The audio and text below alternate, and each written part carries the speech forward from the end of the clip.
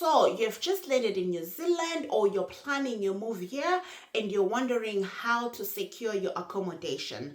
I do understand it can be tricky to getting that first rental, so I've made this video in order to help your transition to be a little bit more smoother. In this video, I'm going to share with you where to look for accommodation, how to do your application so you really stand out from the pool, what to look out for in terms of securing a rental, what a healthy home inspection is, and how much it's going to cost you to get a rental, and also how to speak to landlords like a pro. Okay, so the first question to answer when you're looking for accommodation is where do you search for properties that are available for rental?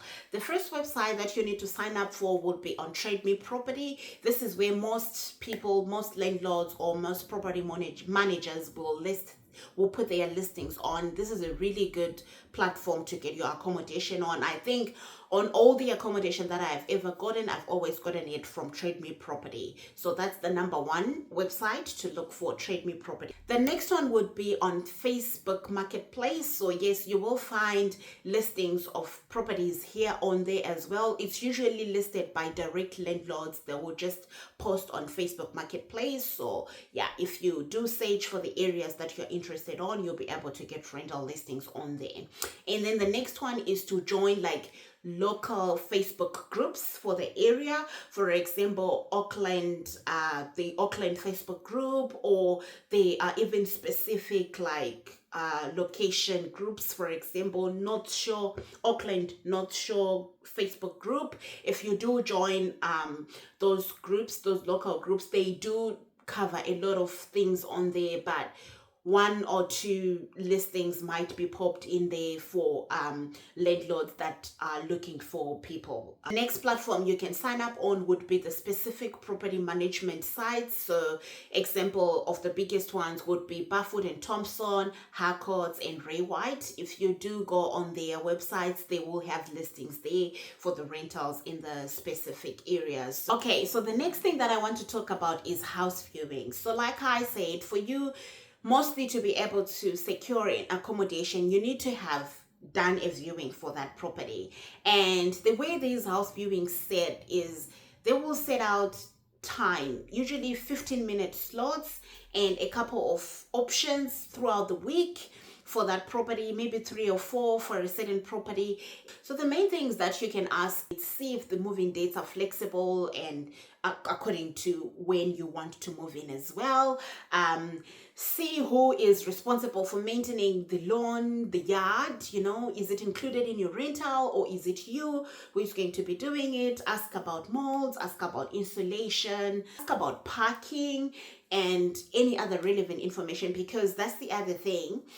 Parking, you just don't have to assume that parking will come automatically like it's free. No, there is actually extra costs to securing a rental that you need to consider, extra costs of parking. For example, if you're going to secure a rental in the city, parking may not be included in the rental. You will need to pay extra parking for that, and that can go as much as like $15 a day. And add that up to the total month. That is a whole chunk of money that you're also paying on top of your rental. But then if you do houses, like in the suburbs, usually you will have one parking slot at the minimum in front of your house, and then you have street parking.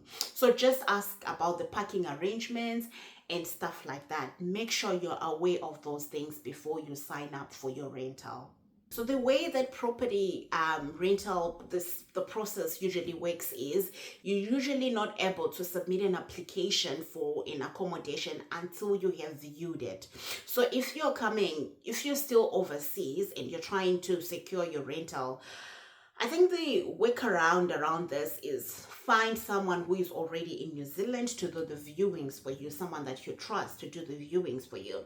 But if you cannot, it does make sense to secure temporary accommodation first when you land. So for example, set yourself up in an Airbnb or in a hotel for like 4 to 6 weeks, and then once you have done those 4 to 6 weeks, you get enough time to do viewings and to submit in your application and secure your first rental. Because when you think about it, you don't want to be locked into a contract for an accommodation that you haven't even viewed. So it does make sense when you're initially coming here to secure temporary accommodation first, and then once you come here, you do a few viewings, you submit your applications and all of that, and you'll be able to secure your rental. Here is how to stand out. I've gone to viewings where there has been like 40 other people there. How do you stand out? You know, especially when this is your first rental in New Zealand, how do you stand out? One tip that I can share with that is, while you're still overseas, while you're still planning to come to New Zealand, make sure that you get your landlord references. So your current accommodation or your previous accommodations, wherever you are, just make sure you get your landlord or your previous landlords. 2, I think, is okay, to give you some references, you know, write a letter reference for you so that you bring it here and then you're able to show it when you're submitting your application for your rentals. Moving on to the next tip that I wanted to share would be how do you talk to property managers and how do you talk to landlords, you know? The Kiwi culture usually is the landlords really want to know who you are. So your application, when you're submitting your application, and don't just send generic, is this available message. You need to show them a summary of who you are. Hi, we are a family of 2. We have kids aged this. This is our age. We are fully employed. We work for these companies and we are interested in getting this property. We think it's the right fit because of this, you know. This is what we enjoy to do. These are some of our hobbies, you know, and tell them that you are clean, you can take care of their property, and you won't be out there throwing parties in their house, you know, like every other weekend. Just show them your personality and who you are, you know, things that they are looking out for, like, are you able to pay your rentals? Do you have like secure income? And how many people are going to be living with you in your setup, and what do you enjoy to do, and stuff like that, so that they can connect with you. People love to connect. People love to make meaningful connections, and they are a bit chatty. So be a bit chatty when you're looking for accommodation, so that at least they remember you. They are looking for that connection with you. So that's one thing that will help you like stand out in terms of your applications. Next thing you need to ask yourself is, what sort of accommodation are you looking for? So either you go for apartments, like in an apartment building, or you can go for houses, either standalone or townhouses, or you can opt for shared flats, so flatmating. So this is very common in New Zealand, especially for students, or if you're a single person, you can look for rooms within a shared accommodation, so like a shared house or a shared apartment where you get to share like the common living areas, the kitchen and the lounge, but then you have your own individual room. So it's called flatmating. So you can look for that. That is an option as well. Once you've decided on what type of accommodation you want, then you also need to consider where you're going to live, you know, because if you're a family, I guess one of the other things that you need to consider is where you live will affect where your children go to school, because government schools are in zones, so it's zoned according to where you live. The next question that you might ask yourself is, how much is it going to cost me to secure rentals? So rental prices do differ, one, according to where you're going to live. For example, if you're closer to the city, it's going to cost you more, and then the further you move away from the city, it will cost you a little bit less. And also, like, which city are you in? I'll just give you quick examples here. For example, a 1-bedroom apartment or house in Auckland will cost you around $500 to $600 a week, whereas in Wellington, a 1-bedroom apartment will cost you $450 to $500 a week, and then in Christchurch, a 1-bedroom apartment will cost you $400 to $500 a week, and then for the shared accommodation like flatmating, it will cost you $200 to $350 a week. Yes, so that's one other thing that you need to know, that rentals in New Zealand do work in terms of weekly cycles. So you pay your rentals per week. So whatever prices that you see on those listings, it will be in New Zealand dollars and it will be per week. Okay, so moving on to the next item that you need to know about in securing your rental will be your move-in costs. So in this one, it includes your bond. So a bond in most countries, I think you might call it a security or a deposit or something like that. So this bond is the amount that you do pay, and you pay it to the landlord, and they are supposed to lodge it within the tenant services. They are not supposed to hold it themselves. They're supposed to lodge it, and be sure to make sure that you fill in a bond lodgement form and that you get a receipt once that lodgement has been done. The landlord is supposed to do this within 23 working days of you submitting this bond. So a bond usually for most properties will be 4 weeks worth of rent. So for example, for an apartment or a house that is costing you $600 a week, and then the landlord says the bond is 4 weeks rent, and then so that will be 6 by 4, so $2,400 that you need to pay before you move in. So make sure you plan for this if you're coming to New Zealand. Most people do not realize this, and they realize it now when they are looking for their first rental and they haven't budgeted for it. So it is usually like 4 weeks worth of rentals that you pay for your bond, and this money is not held by the landlord themselves. They are supposed to lodge it to the tenants services, and then and then at the end of your contract, when you're moving out, then you do an inspection, and if anything needs to be fixed, the landlord would then deduct money from this amount, or if there is no deductibles, then this money will be sent back to your account. So the bond is really important in the part of in the process of getting a rental in New Zealand. And on top of the bond, most landlords will also tell you that on top of the bonds, I want 2 weeks rental paid in advance as part of your moving costs. So for example, the rental is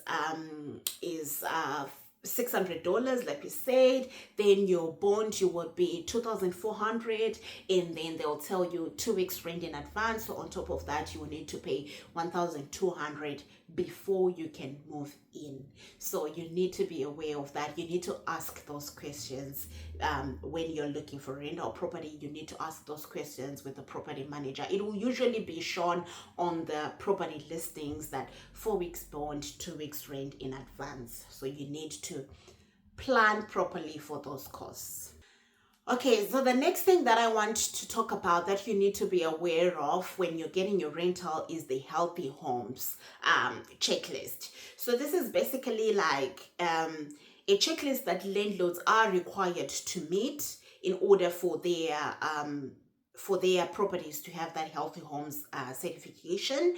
So you need to be able to ask these questions and be shown these things when you're signing your contract, so that you make sure that everything is covered, And on the list of the healthy homes inspection checklist, it's the main key areas that they cover on that one would be heating, and it's heating in the living room areas, and then you have proper insulation, and then you have ventilation in bathrooms and kitchens, and then moisture and drainage control, and then drought stopping. So all these things, before you sign in with your landlord or agent, they need to provide with you a healthy homes compliance statement, and they are legally required to provide you with this.